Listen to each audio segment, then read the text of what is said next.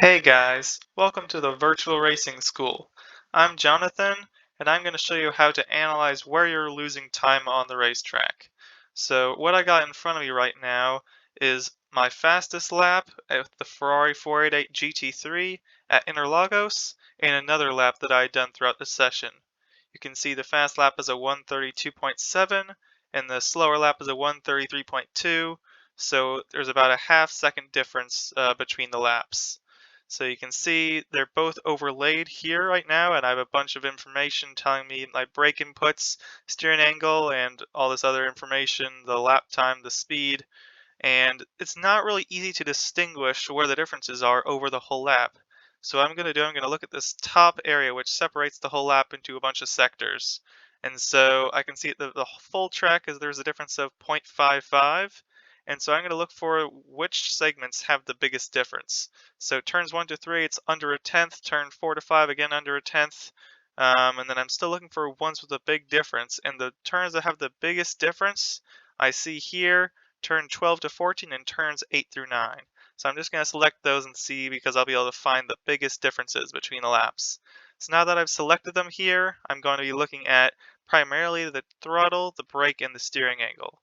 So I'm gonna play this first, where I try to analyze any big differences, looking at these traces and looking at just the steering and the inputs here, as well as the percentages. Then I'm just gonna slide across and try to pinpoint what I see.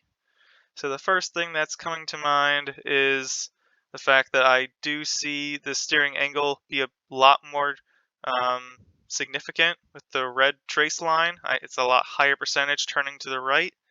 And I also see that in this acceleration, the blue lap is much more smooth on acceleration on this corner, where the red lap is a lot more up and down, it's just much more inconsistent throughout. So that seems to be what would make a lot of difference in this time. So now to go more in depth, what I'm going to do, I'm going to look at the speeds throughout these corners. So actually I'm going to go to the very top. And as we're going into this first corner, I don't exactly care about what the top speed is. I care more about the apex speed because this is a long winding set of corners. So as we get into this first apex, looking at the speeds, I'm going 85 kilometers versus the 76. So I'm trying to figure out what's causing that difference. And what I initially see is that I hold on to the throttle earlier here versus with the red delta I let off a lot earlier. So it looks like I'm able to take that corner with holding the throttle a bit more, or just using the throttle to kind of carry the car through the apex, so like partial throttle throughout the corner. So that's kind of a way to help maintain the apex speed. Then this second left-hander, what I see is if I look at the apex speed, right through here, I actually see the blue traces slower. It's 87 versus 90. What that tells me is not necessarily that this red lap is doing anything better, but rather, as you can see, the red line is wider here. I'm taking a wider line and being able to hide and hold a higher speed. And so what the problem with that is holding that wider line in order to make the corner, I have to be cautious with the throttle on the exit here. So on the inside line, I'm going slower, but once I get the accelerator down, I'm able to get it and then go exactly back up to full throttle. Whereas holding the second line, I have to be a lot more inconsistent, really waiting to get back on the gas because the car's understeering, as there's not much banking or much support to hold the car out there. So the first corner, apex speed's important. This left-hander, apex speed, not as important. Just really want to hold the inside line. So that's really where I see the time difference for the blue, which is holding the inside line here and gaining a bit more speed using partial throttle through the second corner. Now going through turns 2 through 14, we'll see a 2/10 difference. So once again, I'm going to just play and see if I can find any big differences looking at the throttle, brake, and steering angle trace.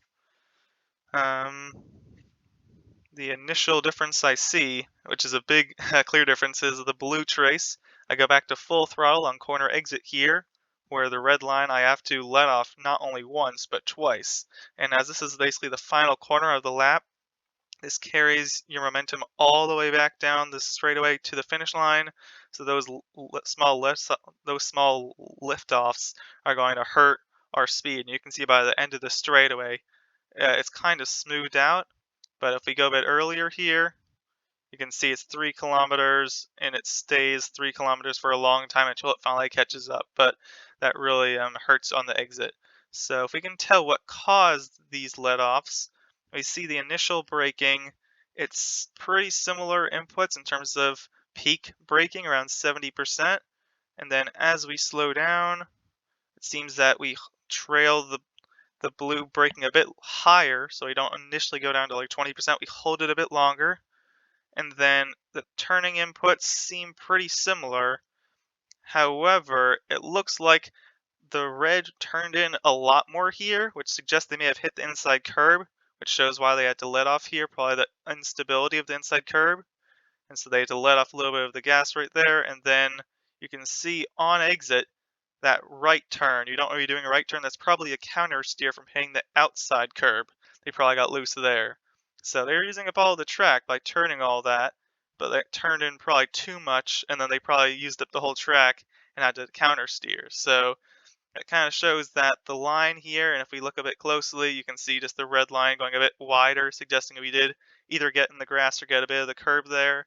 So really important to stay within track limits, not get on the curbs because they're unsettling and can cause the car to get sideways and have to counter steer. So hopefully this track analysis was useful, and in the end, while the rest of the lap was quite similar, all these straights, the Senna S's, these tight areas right here and that final corner really made the difference in making this blue lap half a second faster. So hopefully this guide was useful. Thanks for watching, and see you next time.